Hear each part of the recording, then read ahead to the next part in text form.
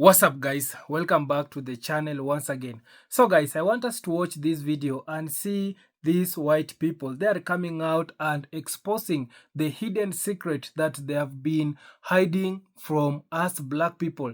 They are exposing how they have been treating black people, the black Americans, the black people in Africa, and also the black people in the Caribbean. So kindly guys, I want you to watch this video and also remember to give a thumbs up so that it can reach to a lot of people. Watch this, then I'll be back with more comment at the end. The only reason that white people in the United States or anywhere we are, in Europe, in Africa, in Australia, in Israel, wherever we are the colonizers. We are the colonizers.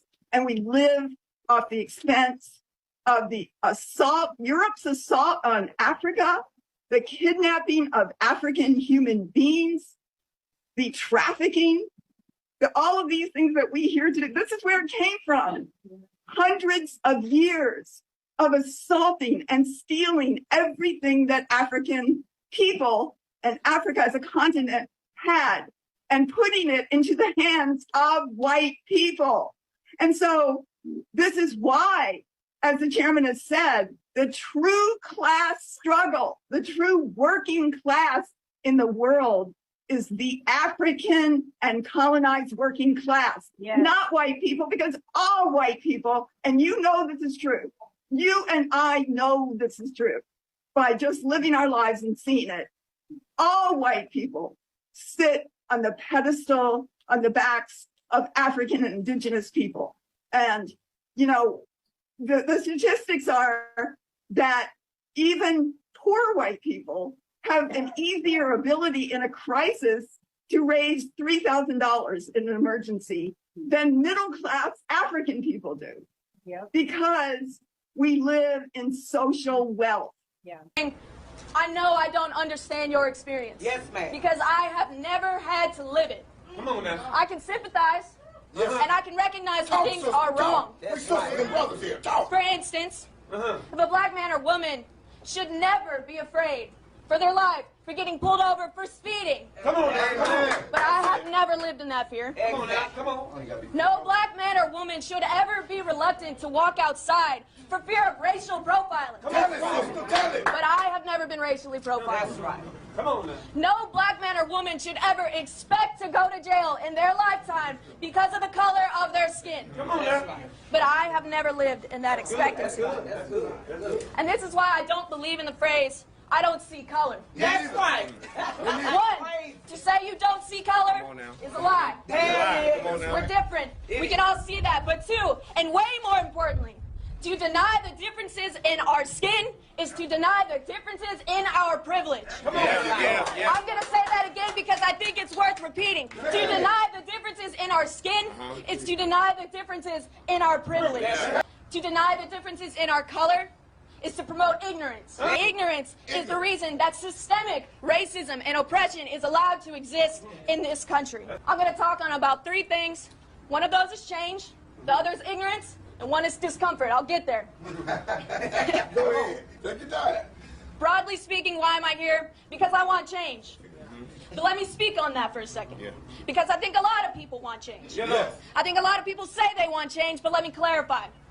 I think a lot of white people think they want change. But here's the thing about that. In order for there to be a true and genuine change, for you, for the black community, for people of color, there has to be an equal and requited amount of change for white privilege. That's right. And that is something that white people don't want to think about. They don't want to admit that. White people don't want to acknowledge the head start we have in life just for being born this color. That is willful ignorance. Put it on front line. Willful ignorance is what allows oppression to continue in this country. I think one of the biggest things that allows ignorance to continue is our education system. There it is, baby. Yes, ma'am. Our education system. I can recognize when something is wrong, and that is wrong. Why? Because when you tell that history, the history that excludes black history and black culture and the black experience, you allow white people to think that nothing is wrong. And when that happens, you allow white people to think, well, it was bad back then, but it's not bad now. Hell no. That's right. It's bad now. In fact, some Because this is systemic oppression. This is institutional oppression. This is oppression that is not overt, but it is just as powerful, and we are able to hide it. And this is not my time to have my voice heard, but I will use my voice for you. I promise. Thank you. U.S. churches were full-fledged stakeholders in slavery.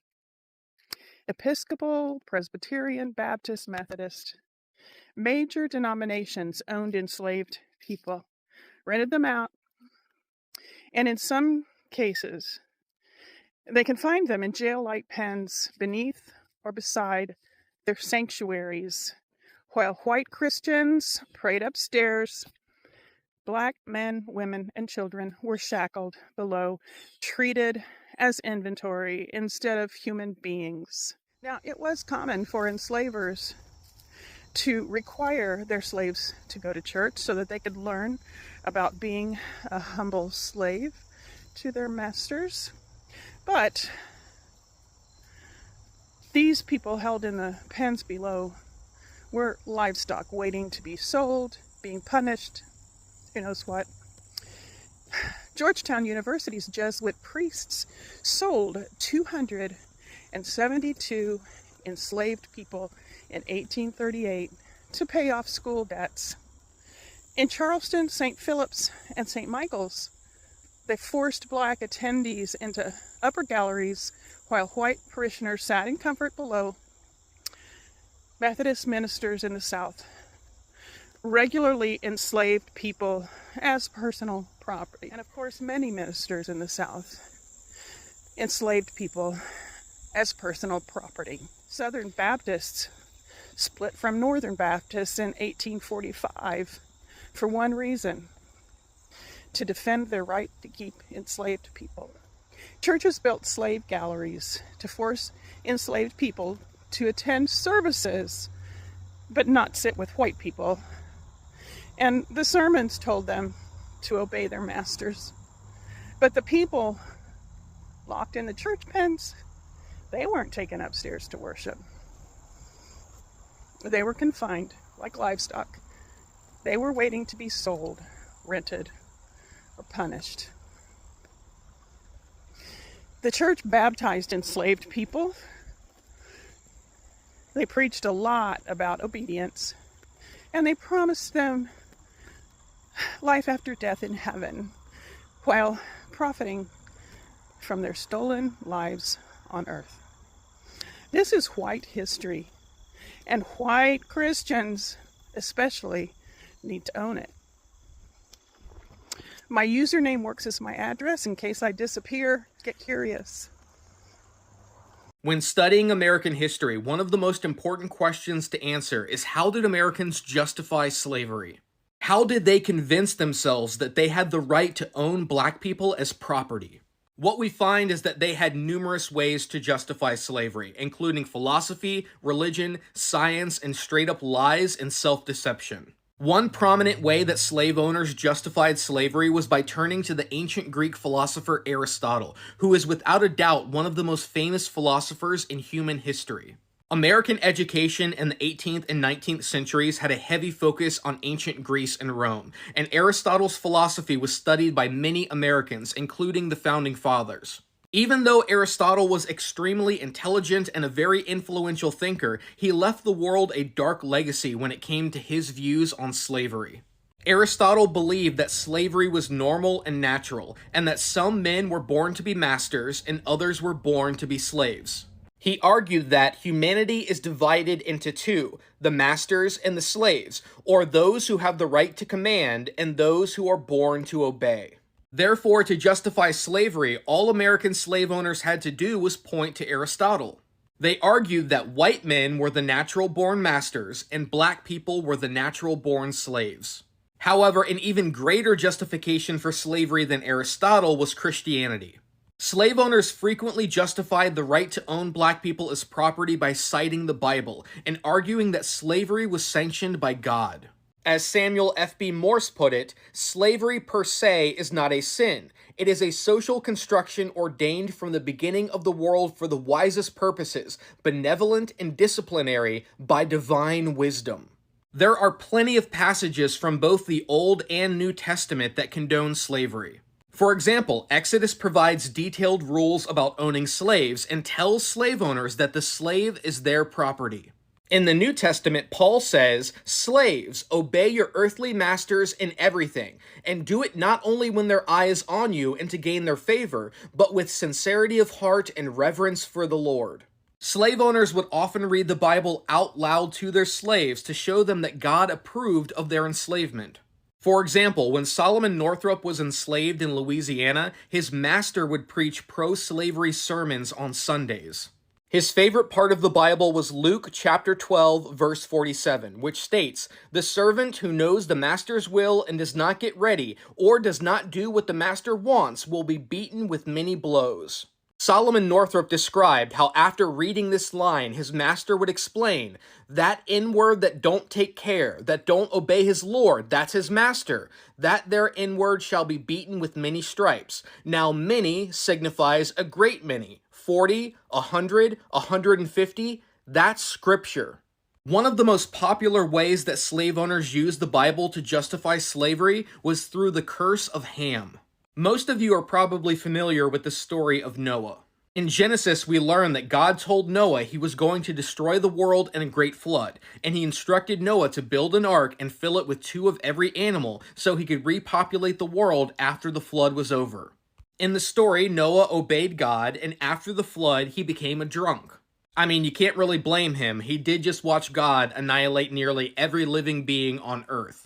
In Genesis, we hear of a strange story that involves one of Noah's drinking binges. One day, Noah gets drunk and passes out naked. His son Ham sees him and tells his 2 brothers, who cover up their father with a blanket. When Noah wakes up and realizes that his son saw him naked and dishonored him, he curses Ham's son Canaan and says, "Cursed be Canaan, a servant of servants shall he be." Some Americans interpreted this passage from the Bible to mean that all of Ham's descendants were forever doomed to be slaves, and they argued that black skin was the mark of the curse of Ham.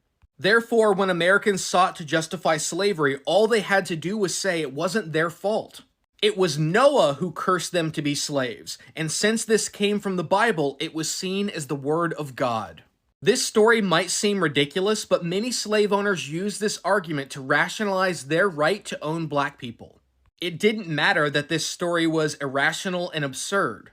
The point is that they were able to use Christianity as an excuse to abuse and exploit black people. Slave owners also justified slavery through the scientific theories of the time, which were heavily influenced by racism and white supremacy. For example, the French scientist Georges Cuvier argued that there were 3 distinct races of human beings: the white Caucasian, the yellow Mongolian, and the black Ethiopian. He said the Caucasian is distinguished by the beauty of the oval formed by his head and the color of his hair. To this variety, the most highly civilized nations, and those which have generally held all others in subjection, are indebted for their origin. On the other hand, he argued, the Negro has always remained in the most complete state of utter barbarism.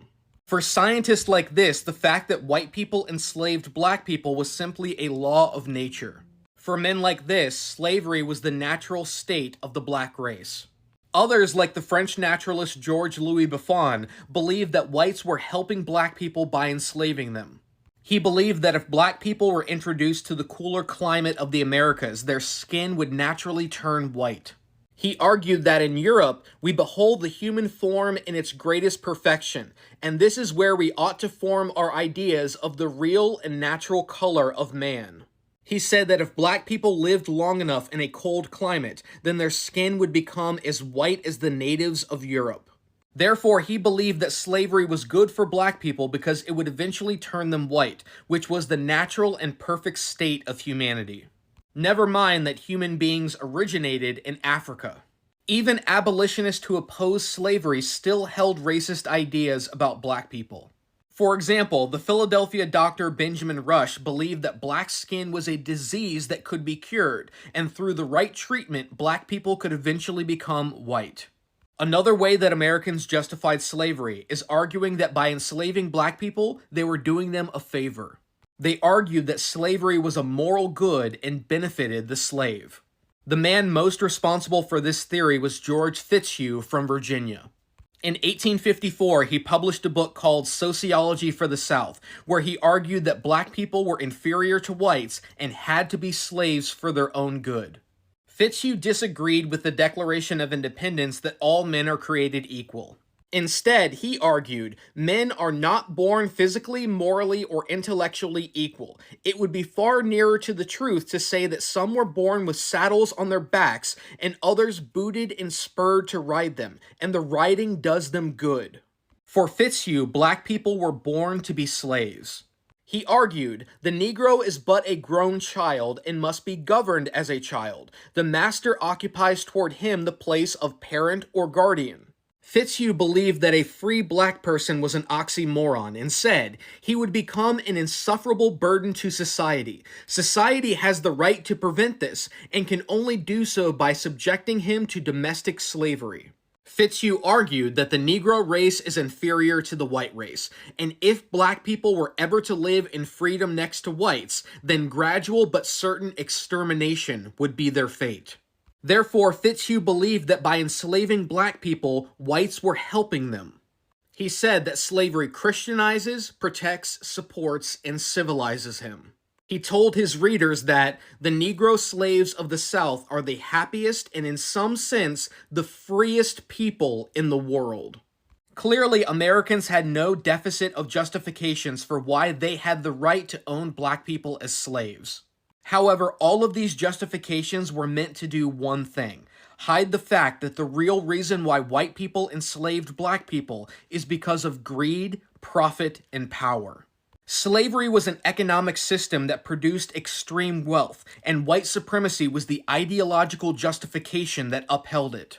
The reason why white people came up with so many justifications for slavery is because in their heart they knew that it was wrong. They knew that they had no right to exploit and brutalize black people, so they constantly had to reassure themselves and ease their conscience. They had to constantly defend and justify a system that was clearly evil. They had to find some way to sleep at night. The problem with white liberals when it comes to the black community is that they don't even realize that they're doing more harm than good. And I firmly and wholeheartedly know to be true that for most of them, it's coming from a loving, compassionate, kind-hearted place, but it's still objectively causing harm. The white liberal sees the black community as a community that needs to be safe. We need to add further protections for the black community. We need to rewrite laws for the black community. We need to hand out government assistance, to keep helping the black community. When all that's doing is keeping them in a self-destructive cycle. Rely on handouts, rely on the government, rely on external help. And I'm sorry, but this is a form of bigotry. It's not your intention, but it's backhanded and it's there. You can't succeed without my help.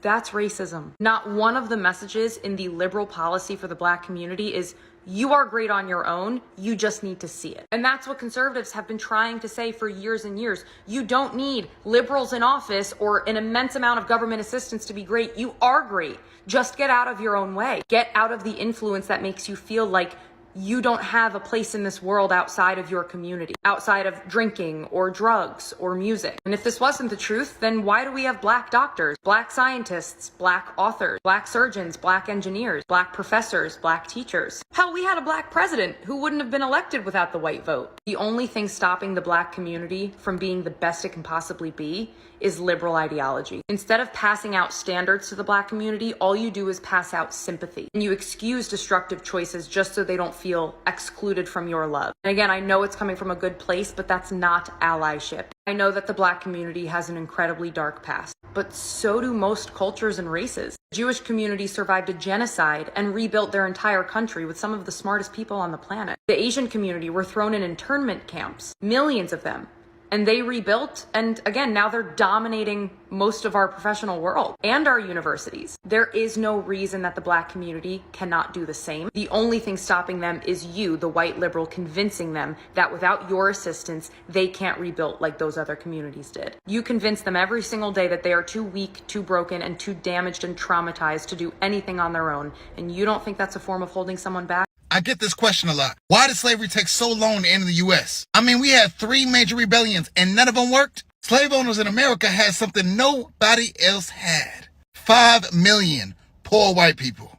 That's what W.E.B. Du Bois argued in 1935. He said slavery demanded a special police force. And he wasn't just talking about slave patrols. Poor whites, folks who had nothing in Europe. In America, they labored long hours with little pay and terrible work conditions. These 5 million poor whites created an informal surveillance system. They snitched, kidnapped, and returned slaves. They made sure nobody got out of line. And when slave rebellion started, they came out in even larger numbers. Keep in mind, they didn't own any slaves. They weren't making a real profit. And they probably could have changed their conditions had they teamed up with us and waged a class struggle. But policing blacks was the only thing that made them white. It was the only thing that connected them to the planter class. Du Bois said they were just pleasing their own vanity.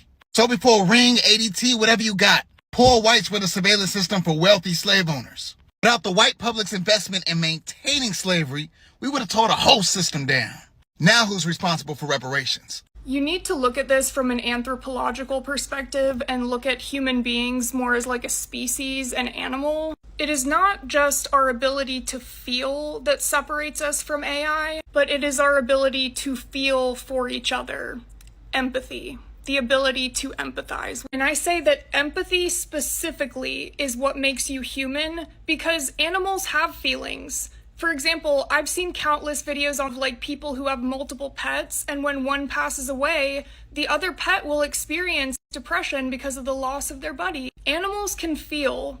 Humans can empathize. Literally appears in every single major religion as what we call the golden rule. That is your ability to empathize with other people. If you are unable to empathize, if you are incapable of putting yourself in their shoes and seeing how you would want to be treated if you were them, you are lacking a key component of humanity to you. You do not support the betterment of our species. You are an active detriment to our species. And if we were still in hunter-gatherer times, you would have been weeded out as the weakest link in the community. Humans can only survive in a community. People in a community protect one another. They work together. They pool resources and share. And as seen in every other species on this planet that functions in community and not alone, it is typical that if an individual is not contributing their fair share to the community, and or if they are actively harming the community itself and the well-being of all, they are then isolated from the pack and left to die alone. It was literally necessary for the advancement of our species. Now, at some point of the human population growing, we developed wealth accumulation, right? Accumulating wealth means control because you can afford land, you can afford weaponry, or an armada if you wanted. You can afford resources, and then you can control the resources, and thus now you are in a position where you are the person dictating what happens in the community. And here's the fatal problem with that. Having a lack of empathy makes it easier to acquire wealth because you have no problem persecuting others or lying or cheating or stealing or doing whatever you have to do, including unaliving and enslaving people in your community. Because of this, communities lost the ability to weed out the people who do not have empathy and thus are harmful to the community. Not only did they lose the ability to ostracize these people, they became controlled by these people because they were able to accumulate wealth with their lack of empathy for others. And because now the people that are controlling society and ruling it are the people without empathy, we see the emergence of things like white supremacy and the patriarchy. And because of the patriarchy, women were forced to marry and reproduce with people who otherwise would not have been suitable candidates. And that is literally the reason why now, as a human community globally, we are about to have the world's first trillionaire exist, while some people cannot even afford to eat right now. Now, if you are a racist, I'd reckon you didn't stick around this long in the video. But I know that some of you are going to try to make the argument that I don't feel empathy for racists, so that makes me subhuman. And that is not true, because it is my evolutionary and biological responsibility to humans as a whole to not feel empathy towards the people who are harming the overall good of all of us. There is no reasoning or logic on this entire earth that justifies oppressing anybody. You are quite literally trying to compare non-empathy for the detriment of mankind to non-empathy for the betterment of mankind, as if they are the same thing. And I'm not saying that all racists need to die, but I am saying that I am totally okay with you guys going off on your own and starting your own communities outside of the society that I live in, because I don't want you in mine. For every racist that leaves this world, the world becomes a little bit better of a place. Okay, so let's talk facts. Racism isn't just about ignorance or hate, right? It's about profit. Because slavery didn't just build cotton empires, it built Wall Street. Black bodies were literally collateral for loans, insurance policies, and investments. So you fast forward to today, and you have a private prison system that still racks in millions for mass incarceration. You got news outlets that boost ratings by pushing fear and division because outrage sells. And let's not forget, redlining real estate, discriminatory insurance, and predatory lending, they didn't just happen. They were built on racism, and they made people rich. See, racism has never been just about feelings. It's been about economics, because if you can dehumanize a group, right, you can exploit them. And if you can exploit them, you can profit. That's how the entire country could claim freedom and opportunity while building in wealth off of people who were denied both. So when folks talk about ending racism, it's not just about being nicer. It means redistributing power, wealth, and access, not to punish, but to repair, to balance the scale that's been tilted for centuries.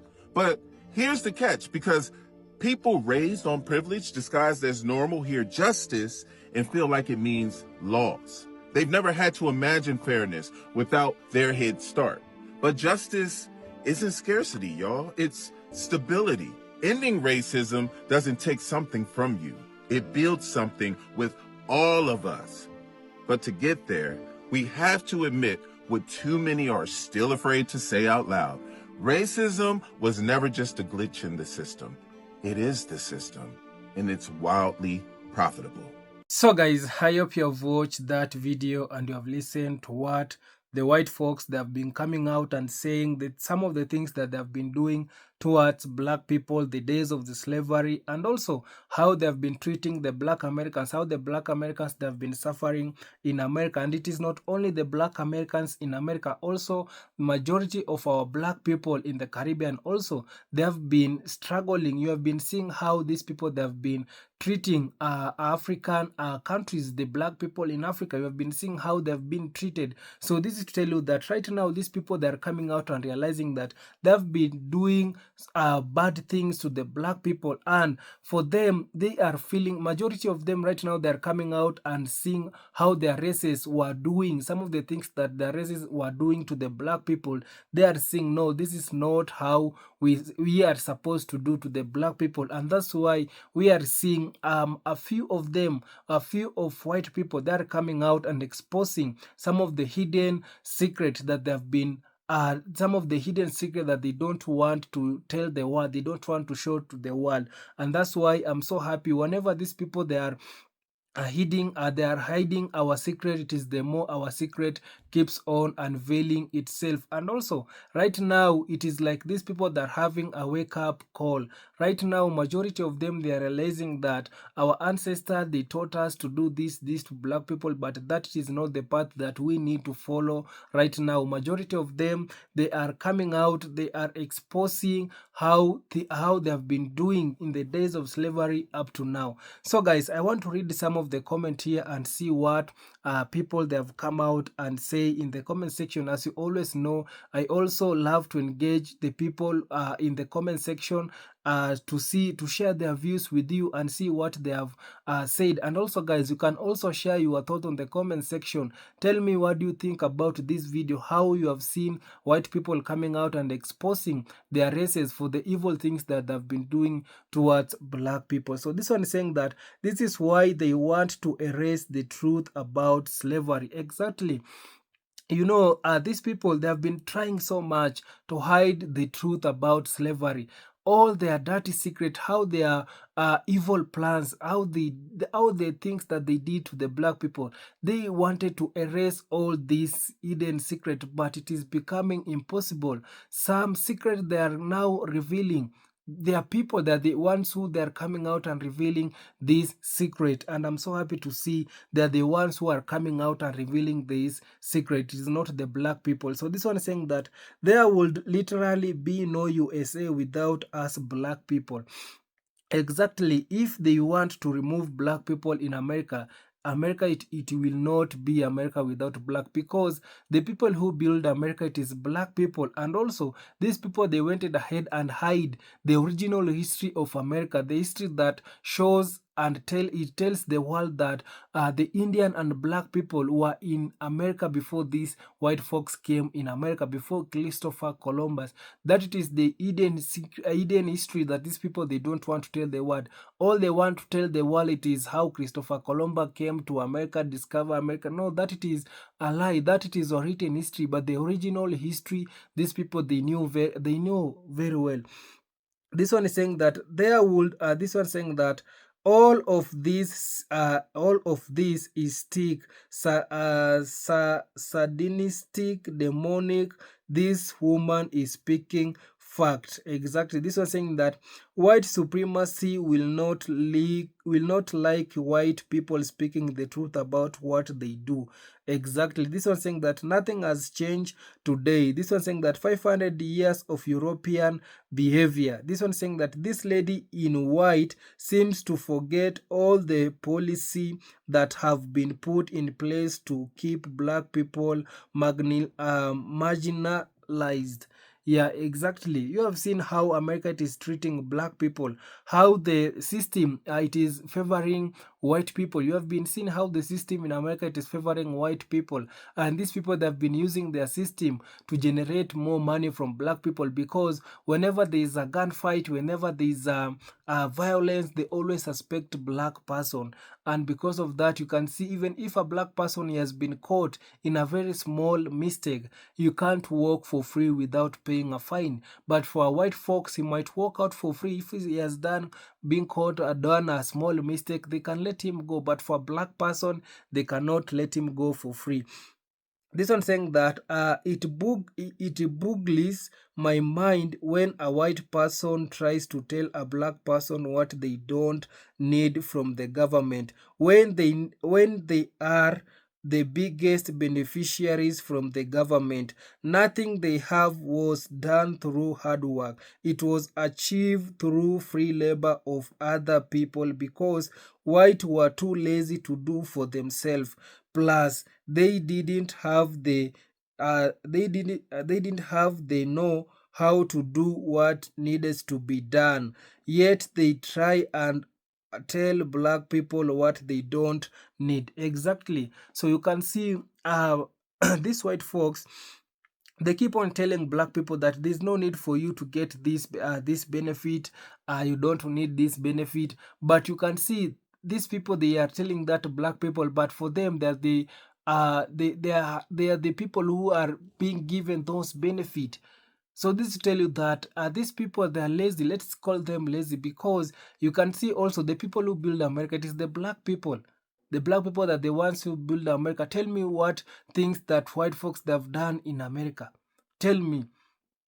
So that one, you need to answer yourself. This one is saying that white people had a 400 years ahead start. Give black people reparation like the Jewish, Japanese, and Native Americans, and then support your BS. Hell, even slave owners got compensation. Stop gaslighting people. Exactly. These people, they need to pay black people their separation, their slavery reparation. Yeah, you know, these people, they fear to give black people their slavery reparation because they know if they will give black people their slavery reparation, black people will become more successful than them. Yeah, that it is the only fear that they are having, and that's why they don't want to give black people their slavery reparation. And also, these people, they feel like when the black people, they want to be given like a handout. No, it is not a handout. The slavery reparation, it is not a handout. You guys who are paying for the damages that you cause from the black people, we are still having some of the families which they are having slavery scars.